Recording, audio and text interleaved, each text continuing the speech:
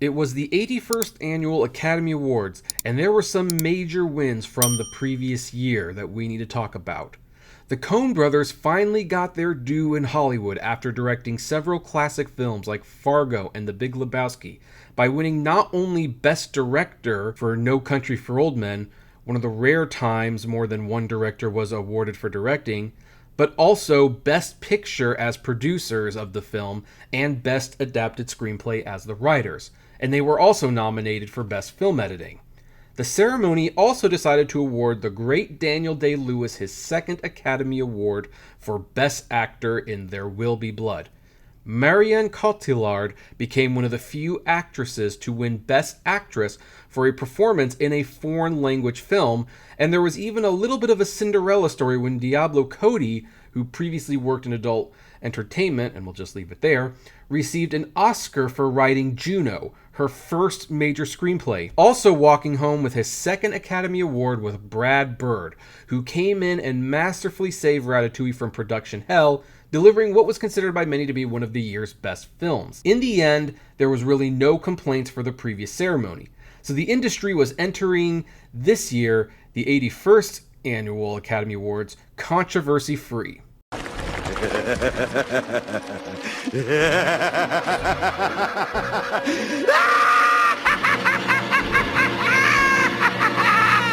Is that joke getting old? Let me know in the comment section below. Anyway, we're obviously playing that for a reason. See, in many ways, this was going to be the most anticipated Academy Awards by the general public in years, as there were a couple of very popular films that had a real shot at getting into the Best Picture lineup.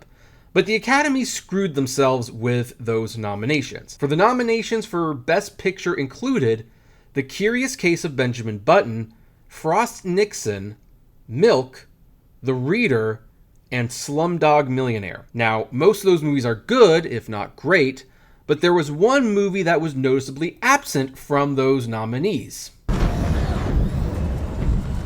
Forever. There's no going back.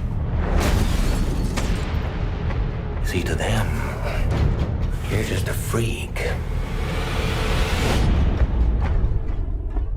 Like me. Yes, despite being the biggest hit of the year, despite appearing on more top 10 lists than any other summer blockbuster, despite receiving 8 Oscar nominations, with the late Heath Ledger being the favorite to win Best Supporting Actor for his portrayal of the Joker, The Dark Knight was snubbed for Best Picture, and Christopher Nolan was not recognized with a nomination for Best Director. It was a stunning omission that resulted in countless YouTube videos and think pieces being written about the snub, and to this day it is still considered one of the worst omissions in Academy Award history. Even host Hugh Jackman couldn't help but mock the Academy for overlooking the film in his opening musical number. How come comic book movies never get nominated? How can $1 billion be unsophisticated? Everyone went to see The Dark Knight. What am I doing you think is not right? Is it my cape or my bulletproof tights? Maybe if I age backwards. Honestly, I could make a whole video about the fallout from this snub, but there are many others who have already done so, so we will discuss the aftermath of the snub briefly in our next episode.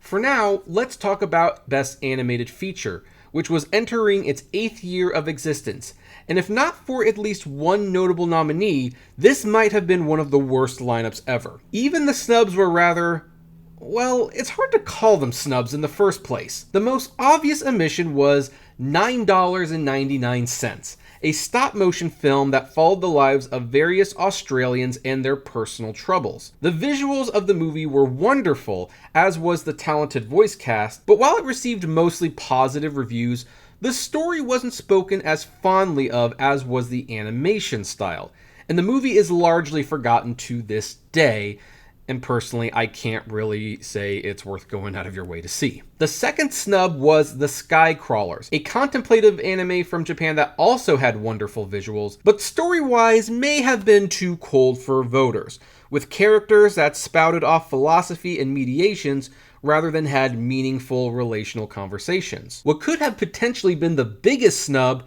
was Waltz with Bashir, an animated documentary about a soldier searching for his lost memories in the 1982 Lebanon War. With groundbreaking visuals and a mature story to boot, it was a true surprise this was not nominated for Best Animated Feature Film. That being said, it did receive a nomination for Best Foreign Language Film, so the movie was at least represented at the Oscars that year. Otherwise, most of the potential contenders included the mediocre Igor, the too child-friendly Fly Me to the Moon, and Delgo, starring Freddie Prinze Jr. and Sarah Michelle Gellar, which would end up being one of the biggest box office bombs of all time. So while I complain about the fact that typically there were only 3 nominees, the truth is, this is one of those years where even 3 nominees was stretching it a bit. So what did get nominated? The first nomination went to Disney's Bolt, directed by Chris Williams and Byron Howard, starring John Travolta and Miley Cyrus in the lead roles. Fun fact, this is the first time I can think of where a movie from Walt Disney Feature Animation advertised the main actors on the poster. Don't bring up Toy Story 2, that's a Pixar film. But that is likely because Miley Cyrus was still riding high on her Hannah Montana career, and I'm sure there was the thinking that making her involvement known would result in a bigger box office. Ultimately, the movie would gross a respectable $310 million on a $150 million budget, not including marketing, meaning it likely only lost a little bit of money. Critics were kind to the film who appreciated the animated take on the Truman Show concept, and while the film is not beloved today, it does have its fans. The second nomination was from DreamWorks Animation, as they delivered Kung Fu Panda, directed by John Stevenson and Mark Osborne. Originally intended to be a spoof of martial arts movies, the director suggested making a more straightforward action movie. While the involvement of Jack Black made many question how seriously they would be able to take the movie, the casting actually ended up being quite inspired, as Black not only made Poe a likable protagonist, but Jack got to stretch his acting chops a bit during the dramatic moments. Unlike Bolt, Kung Fu Panda ended up with a very enthusiastic reception, with critics and audiences loving the execution of the strange concept, with many even heralding it as a return to form for DreamWorks, who had largely been skating by on making parody films like Shark Tale and the upcoming Megamind. The movie was especially embraced in China, which prompted the Chinese government to invest more in their homegrown animation, a decision that seems to be working out for them pretty well as of late. However, the third nomination would prove to be a tough opponent to beat, despite how modest it looked on the surface.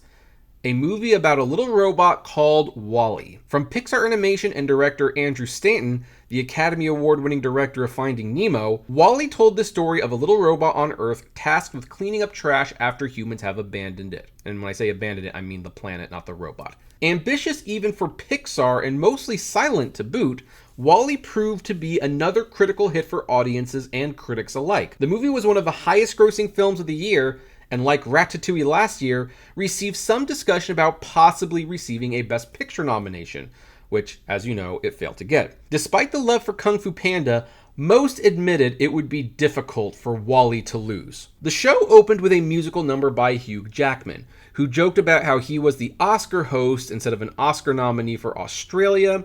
He ribbed on The Dark Knight getting snubbed, and even did an improv dance with future Les Miserables co-star Anne Hathaway.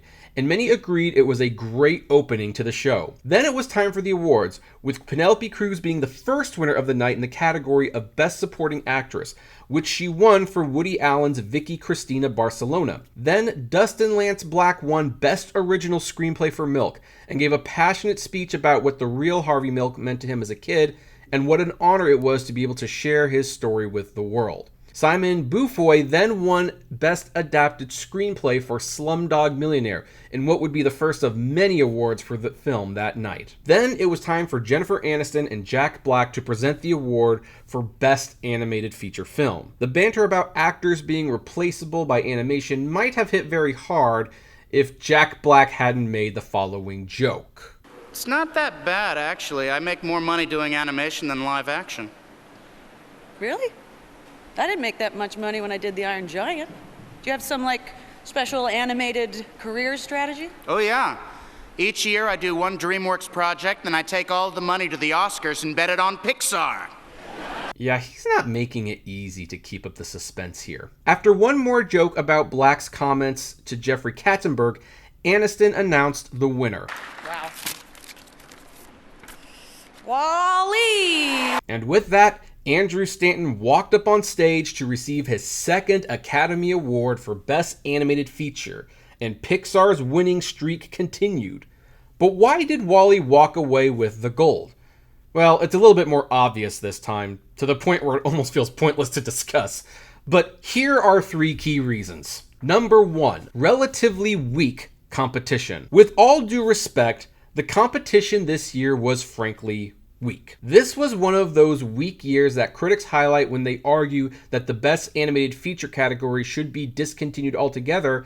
And if I'm being honest, when you have a year like this, it's hard to argue against that. There were 2 decent movies and 1 great one in the lineup. Bolt was never going to win, and Kung Fu Panda may have been great, but it wasn't nearly as great as Wall-E. To be blunt, Wall-E had virtually no competition. Number 2, high box office. While Kung Fu Panda technically made more money and was the 3rd highest grossing film of the year, Wall-E was no slouch, making enough at the box office to become the 9th highest grossing film of the year. So many Academy members certainly saw both, but seeing both also meant that it was obvious which movie was better, and Bolt's more modest box office success was likely just enough to get the nomination. Number 3, an astonishing 6 Oscar nominations. Much like Ratatouille, Wall-E was singled out as a potential Best Picture nominee. Again, there were only 5 available slots, and if The Dark Knight wasn't getting in, the chances for Wall-E were slimmer still. Yet the movie received an impressive 6 nominations, tying Beauty and the Beast for the most nominations for an animated film, which, as you likely know, was nominated for Best Picture. The nominations included were Best Animated Feature, Best Original Screenplay for Andrew Stanton, Jim Reardon, and Pete Docter, Best Original Score for the still Oscar-less, as of this recording, Thomas Newman, Best Original Song for Peter Gabriel and the aforementioned Thomas Newman, Best Sound Editing, and Best Sound Mixing. Ultimately, Wall-E would lose all of these awards, most of them to Slumdog Millionaire. But there was no way it was going into the night with 6 nominations and not winning Best Animated Feature, especially when it had that coveted screenplay nomination that continues to prove to be so important for winning in this category. Ultimately, like with Finding Nemo, Stanton's other Oscar-winning film, there was no reason to believe Wall-E wasn't winning. It had everything going for it and virtually nothing against it. Next year could conceivably be different though. Not only would the Academy of Motion Picture Arts and Sciences make some new rule changes that would affect the show in a big way, but for the first time in years, there would be 5 nominees in Best Animated Feature. Pixar would be back in the race again with the story of an old man and his balloon flying house, but the competition would be no slouch. Disney would make a grand return to 2D animation, along with a horror film from an upstart animation studio, a stop-motion picture from an Oscar-nominated director, and an Irish film most of you probably still haven't heard about. I'll see you all next time. Hey, you made it to the end. Thank you so much for making it to the end. Just a few more things. First of all, the names that you see on the screen, these are our Patreon and YouTube member supporters. And I thank each and every one of them. Their support helps me make exclusive videos for Patreon and YouTube members, as well as keep the channel running. And of course, is just of huge kindness to me. Also, don't forget to check out the iCritic-led podcast on Spotify, Apple, Google, Deezer, whatever podcasting service you listen to. It is there. We definitely want to see you there. And hey, there's also other videos that you can check out. So, check out these other channels, these other videos, especially that one. I think that's a really good one.